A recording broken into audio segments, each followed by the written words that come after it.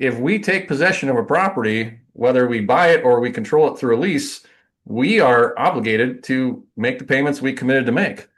And that in itself can, especially in the higher dollar markets, that could be three, five, $7,000 a month going out of their pocket while their realtor's telling them, let's just wait.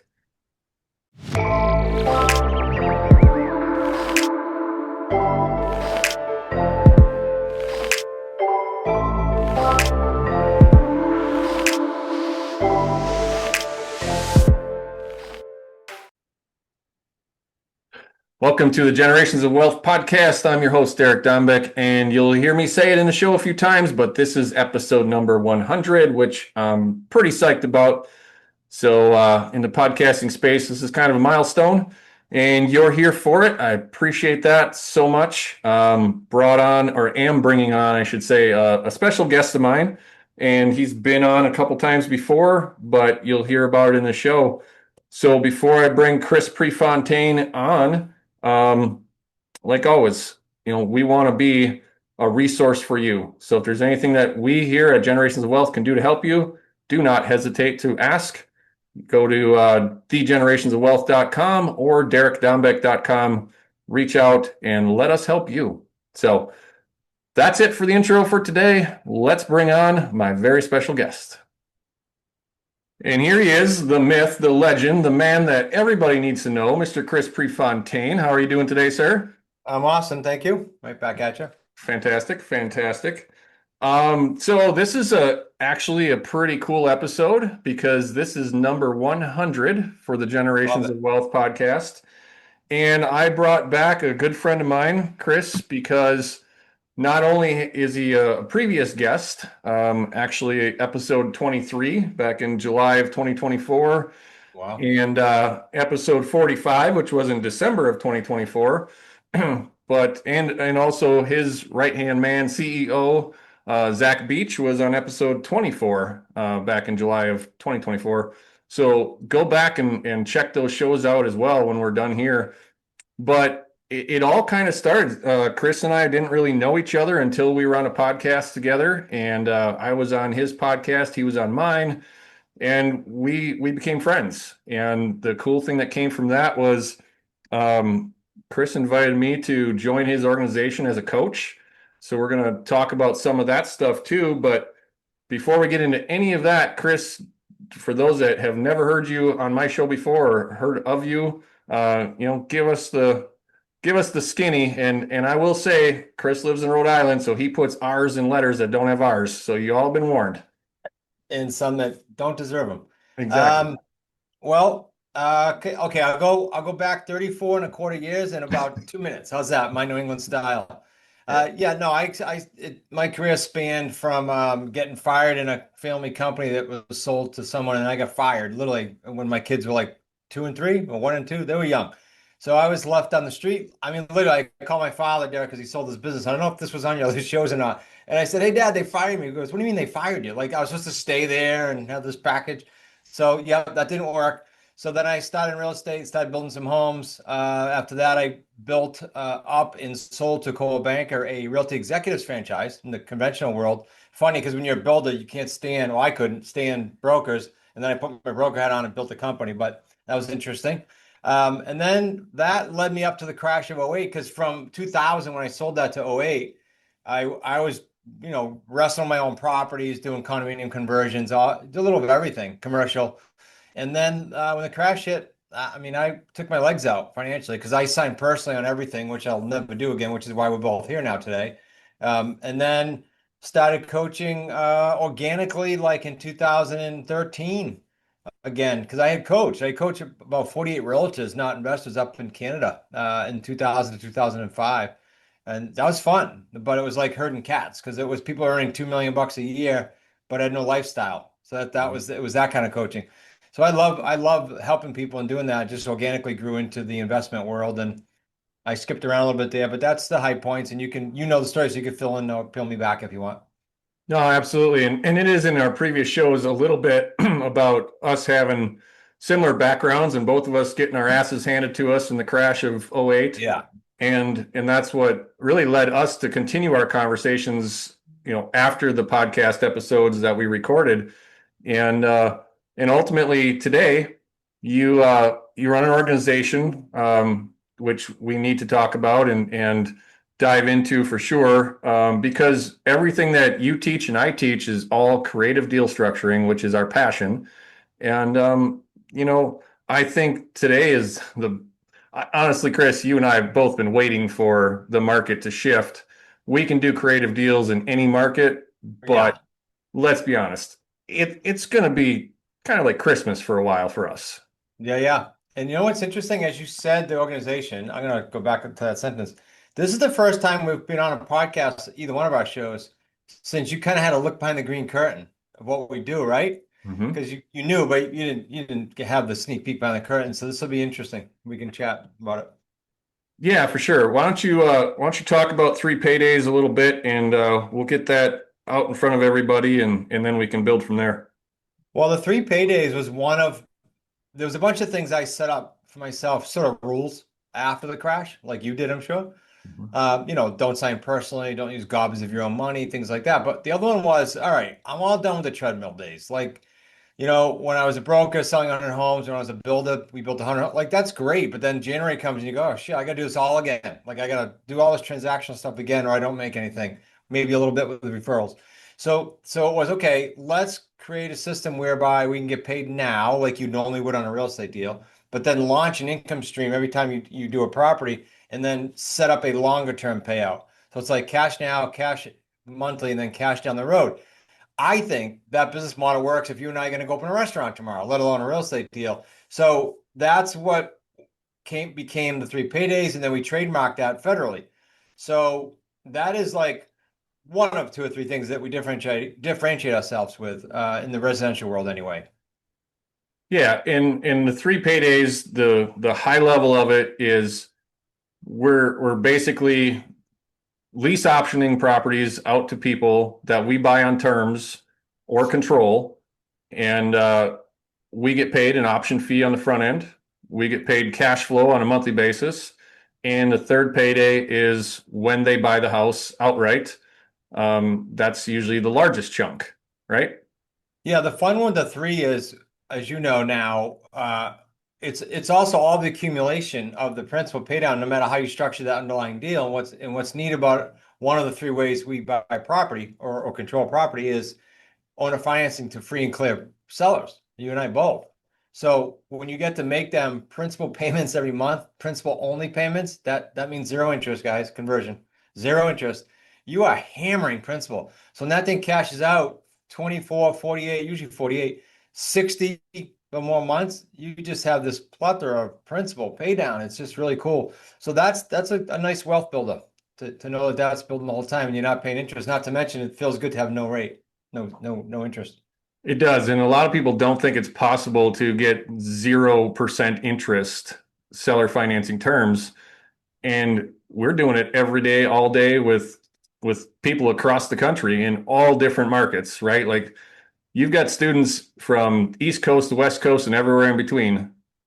I think we're in 80 markets, Zach said now. I never stopped and like looked at it, but he said we're in 80 markets. And you and I tend to talk about attorneys a little bit on accident on these podcasts.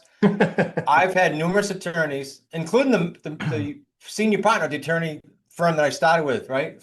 He knows now, but at first he said, Chris, you can't do that. There's the imputed interest.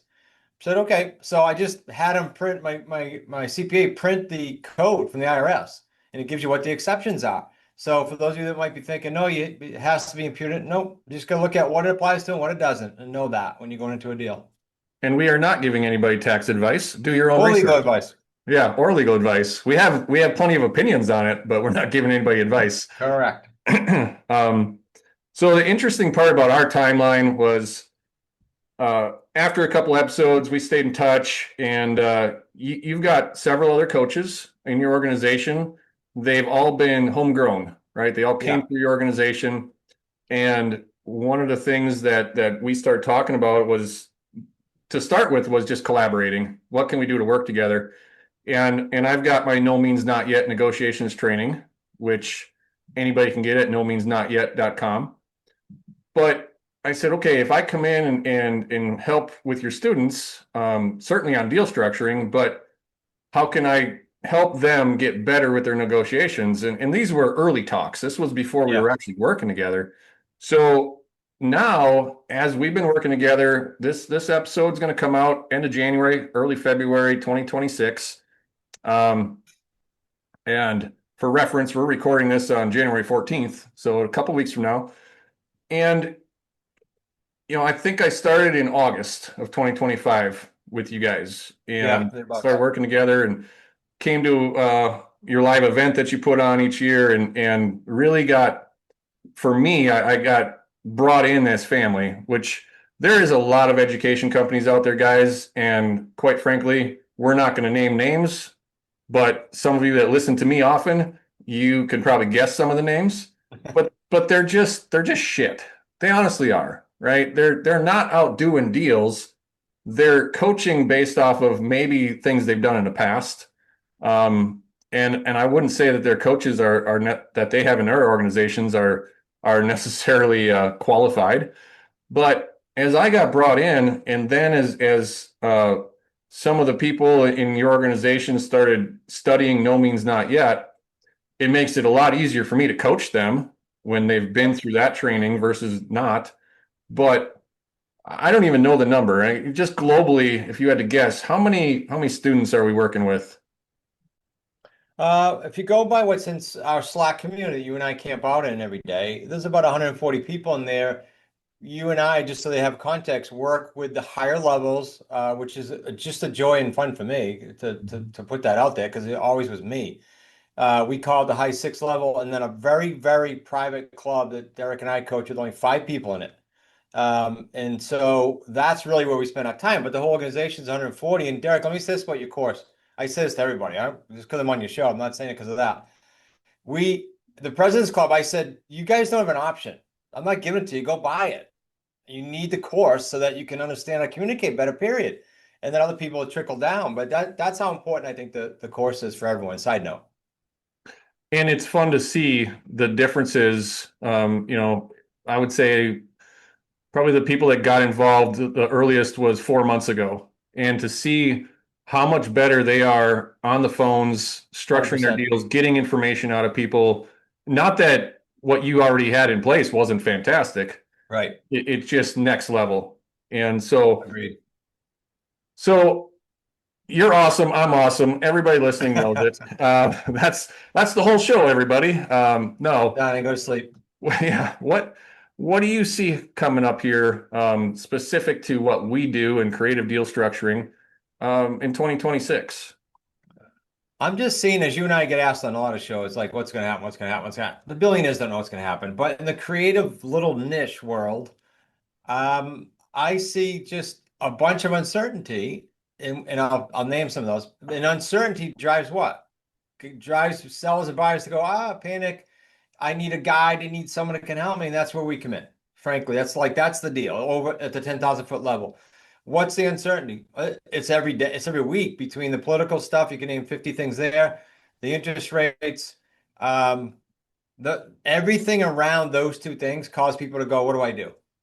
And when there's not smooth sailing, which by the way, there's never smooth sailing in the economy or politically for a long enough time for any buyer or seller to get comfy and cozy. So I think there's just a lot of opportunity. You're looking at right now, you and I just looking at our community. Florida is just like, it's not can you get deals in Florida, it's how many can you pick that are okay deals because it's just so many. We have Mhm. one of the President's Club members just like, okay, I got 7 things here. Maybe I can make 2 of these work because there's so many to look at.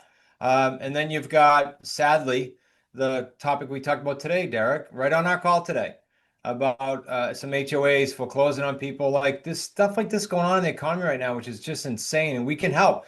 When you stated that on the call today, like I got goosebumps saying to the group, this is why we're here, guys. Hello, this is you can help so many people, and it's a win-win. So I don't know if that answers your question and then some, but those are my thoughts. Yeah, and what Chris is referencing is we do private calls each week with our higher level coaching students, and there's probably 20 of us on that call, really talking about in the trenches deals that we're all working on, whether it's their deals or Chris's deals or mine or whatever.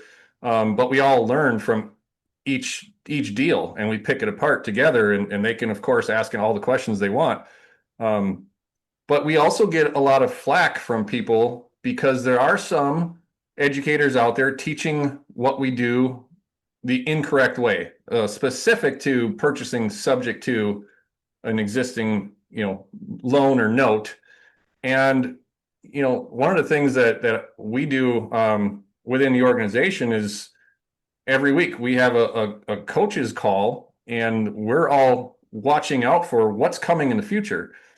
And just people within Chris's network and my network that are seeing things like I have a good friend of mine who's, a very well-renowned attorney, and he's saying, hey, there's some stuff coming down the pipe that's going to affect what we do and how we do it. Well, we don't want to be reactionary. We want to be, changing what we're doing or on the forefront of it.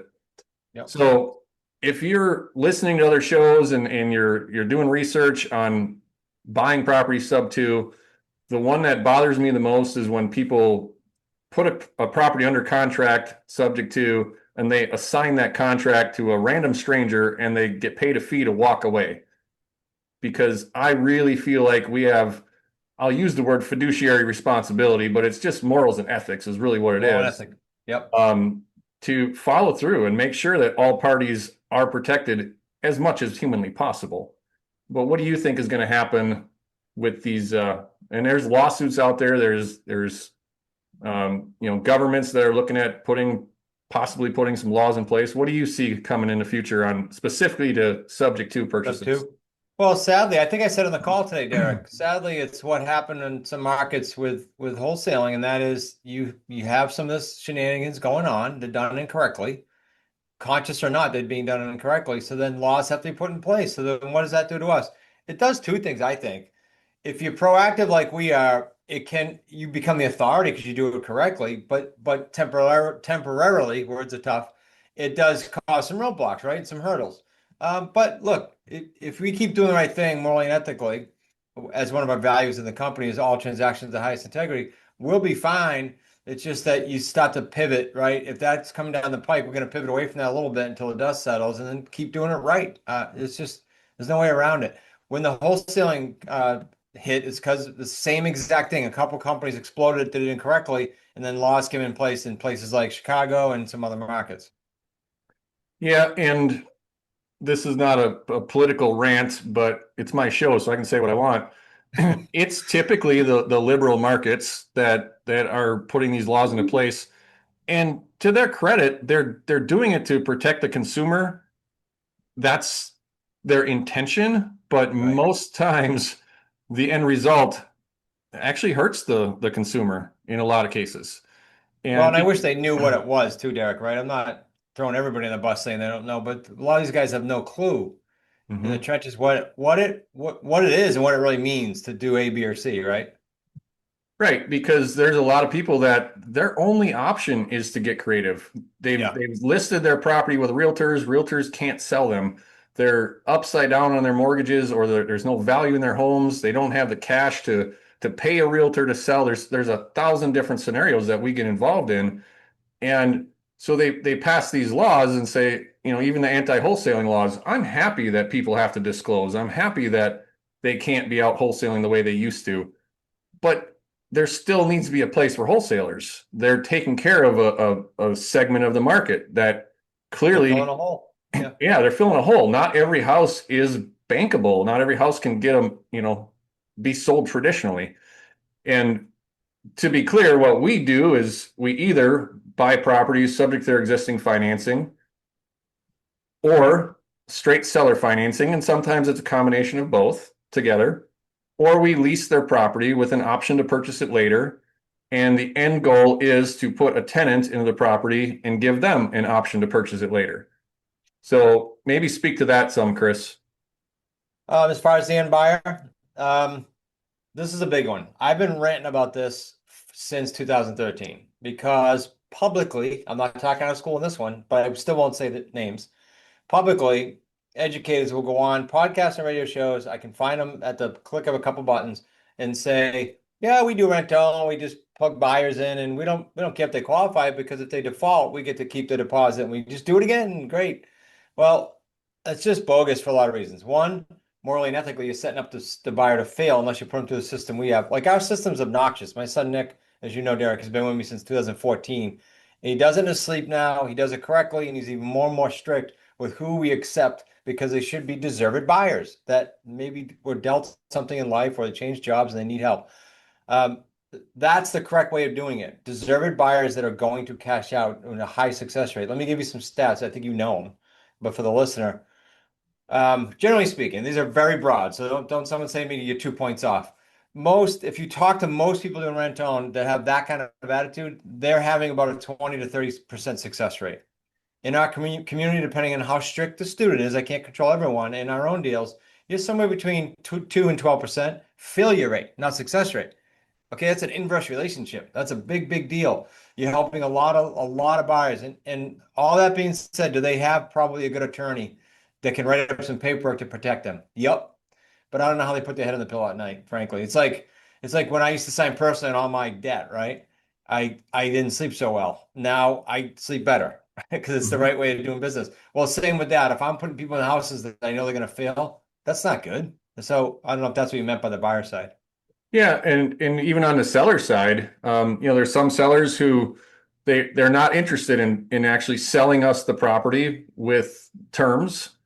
So our last strategy is we say, okay, great, we'll get involved contractually. We're involved. We're a we're not representing them as an agent or anything like that, but we have a contractual right to the property, and we go and find that tenant buyer, and we assign that tenant buyer to them, and then we walk away. And so now they are the landlord of their own property. And that's actually, the fourth way that we can structure things. And many of them, they're like, well, yeah, but I don't want this problem.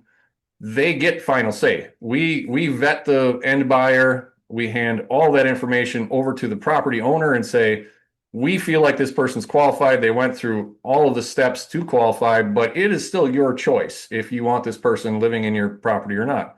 So I went off on a little rant this morning about realtors, and if you're a realtor listening to this, you're not the realtor I'm ranting about because you're listening to this show. Yeah, But right. most realtors, their only solution is lower the price, lower the price, lower the price.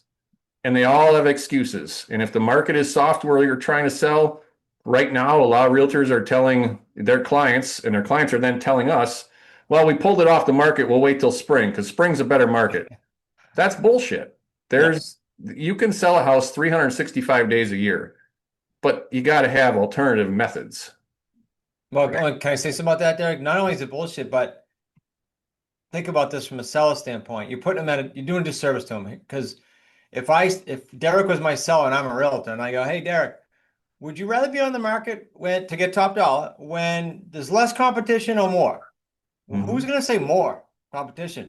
So wait till spring till everybody comes on. That's more competition. Or list your house in this, and this is for the realtors listen, list your house in the winter when no tire kickers come out to waste your time, when job reloads and people with money and people have to make a move only come out and you get top dollar for your house. That makes more sense to me. When you were telling the AO story, we called it the assign out. I thought of a really cool story. And maybe you caught one of this since you've been around with us. But one of my first assign out deals when I started back in the deal after the crash was I had a woman who was selling a condo in Boston. Now, I didn't know her story yet, but she was selling a condo in Boston. She wanted to be in the middle, her and her husband. So I did an AO successfully. That's long cashed out. It was years ago.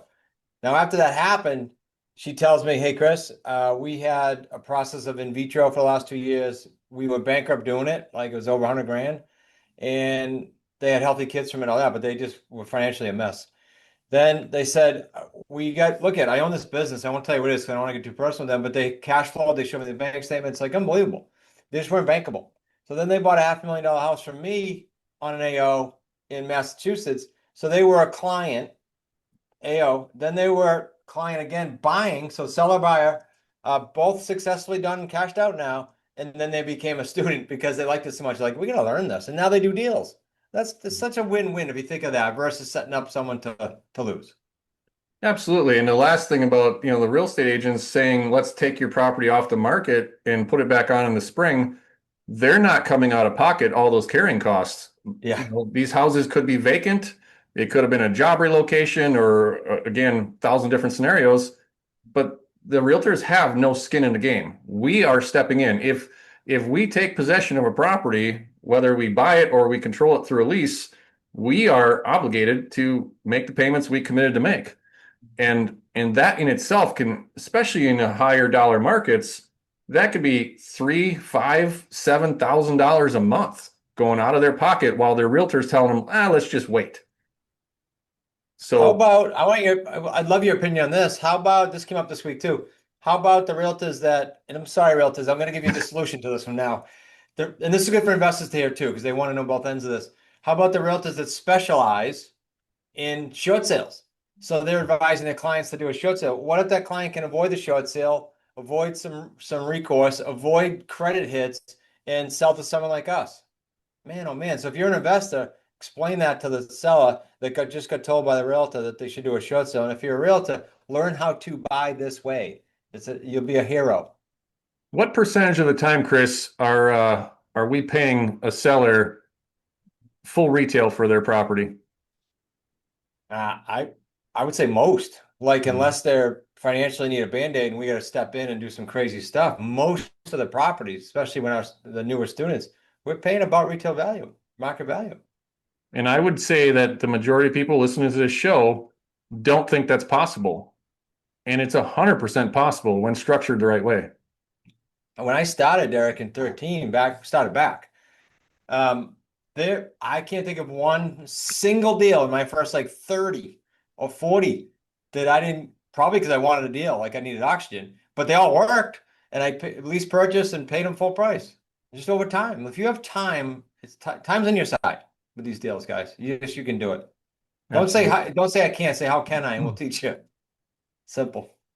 Well, let's spend the rest of our time you telling the world how awesome I am, and that'd be great. I But do want to say this. I said it's not because I'm on your show. I was going here next. I alluded to it earlier. The coaching with you is a blast. Like I'll see the President's Club or the High Six coming on and be going, cool, Derek's gonna be on. This will be fun because we get to banter like this over real deals. Mhm. So to have someone in the community, and I've told the coaches this, I've told my wife this, it's awesome to see the strength that you brought to the community, and it's awesome to see the community progressing because of it. And if you're listening and you can deal with Derek and I and our communication style, you'd have a blast in our community because I don't know, Derek. I haven't camped out in masterminds in a while, and I certainly not as a creative student, right? I do for ownership stuff. So I don't think still to this day there's something out there that mimics what you and I are doing in the community. I'm not aware of it. No, and in all honesty, the awesome part about working together is we can say anything, like all of us within the organization, we can say anything at any time, and it's taken in a positive way, right?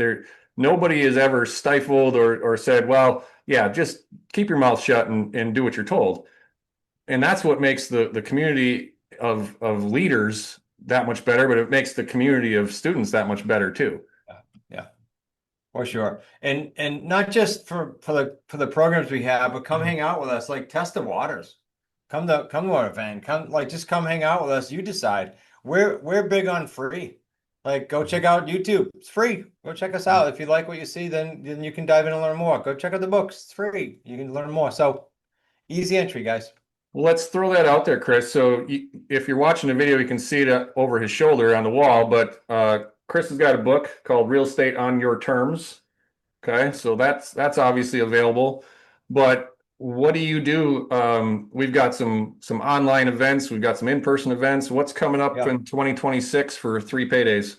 Yeah, because this is coming out at the end of Jan. Okay, so if you're on Derek's show and you didn't get the book in the past, there's no shipping, no nothing. Just give us your address. Go to 3Paydays books, 3paydaysbooks.com/global.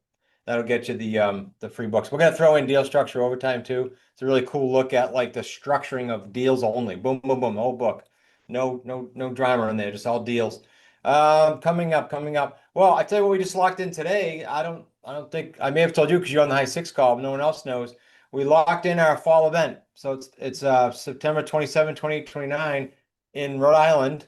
And they can go to, there's no way to even buy a ticket yet, but to get on the list so that it doesn't overload, just go to 3paydayslive.com. Just put your email in. We'll keep you posted. And but those are the dates officially once I sign the contract, but we locked them in today.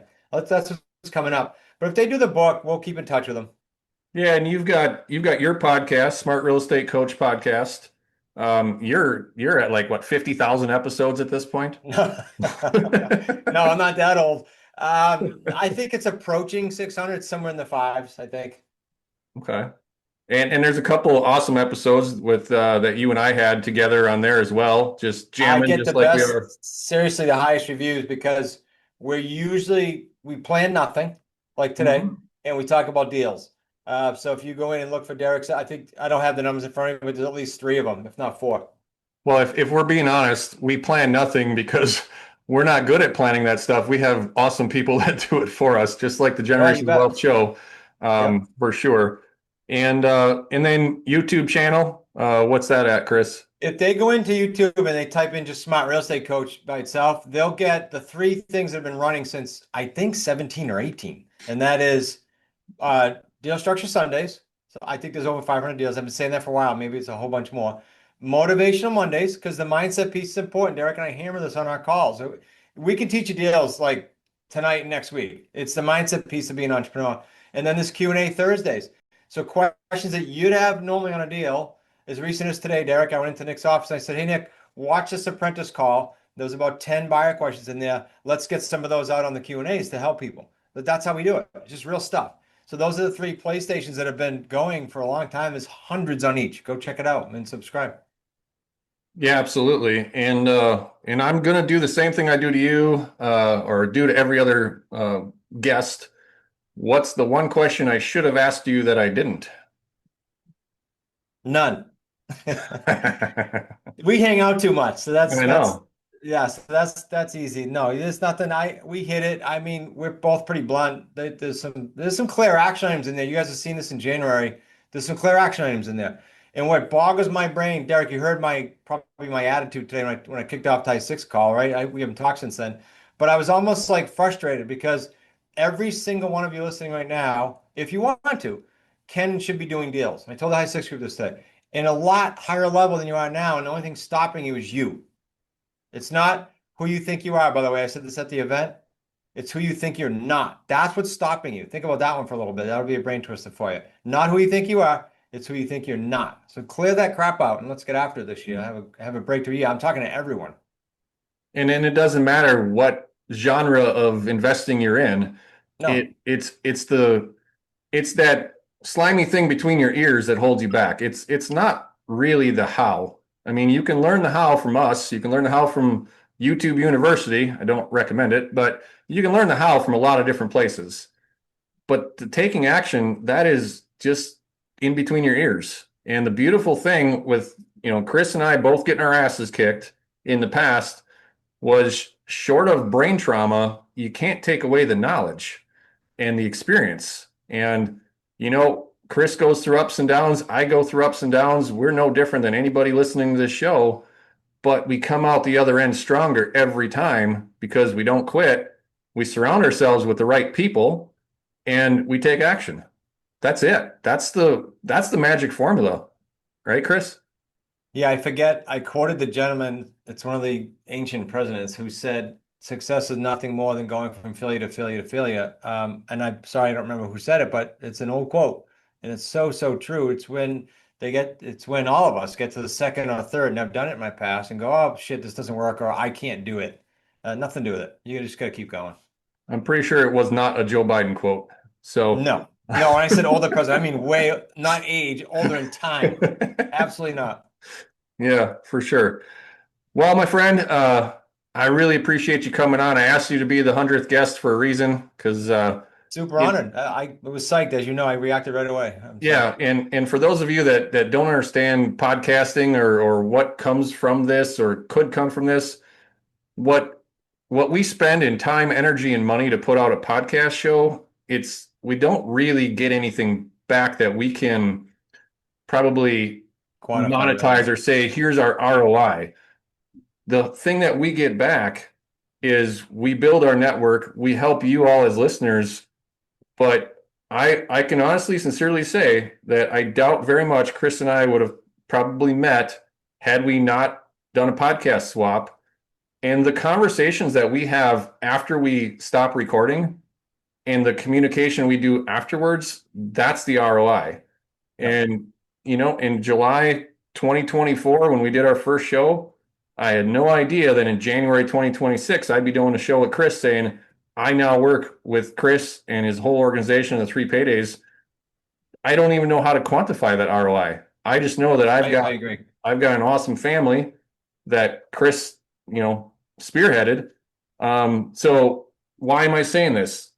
It doesn't matter where you are in your journey. If you're at the beginning, middle, or getting towards the end. And for me, the end should be, when you got that casket closing, but build your network, communicate with people, let them know what you do and what you can do for them, not so much what they can do for you. And that's the secret sauce. So closing thoughts, Chris? I just want to put a big explanation on that because if I look back, and I'll encourage everybody to do this, everything happens for a reason. So if I look back at all the people I've met, Derek, one of them, I probably say it's from a podcast. I can guarantee you that anyone who's been building with us from an affiliate or a relationship or a JV is from the podcast. And guess what? We didn't have to go to 50,000 networking events to do it. We have fun doing it, and it's convenient and it's at our own schedule. So we can help you do that as well. We've helped some of our students launch successfully podcasts to build their property business. Okay, so side note for that. So yeah, no, I appreciate it, Derek. I was pumped when you asked me. I told my wife of 40 years this year that I'm going to be on the 100th episode. I'm like, this is awesome because it is different and special. I know it's a nice plateau to hit, and I'm psyched to be on with you. Well, I appreciate it. And thanks for saying all the nice things about me. I coached you up on that before we started. Fantastic. But in all sincerity, I look forward to a really long relationship with you and Zach and Nick and just everybody on the team. We're And counting on it. so with that, all of you regular listeners, you know what's coming. Please help us spread the message of generations of wealth. We're all about living your vision and loving your life. And that starts with making yourself better, but also sending this to somebody else and you can make their life better. Get out there on social media, anywhere you can share this and please help us. So until the next show, go out and live your vision and love your life. See ya.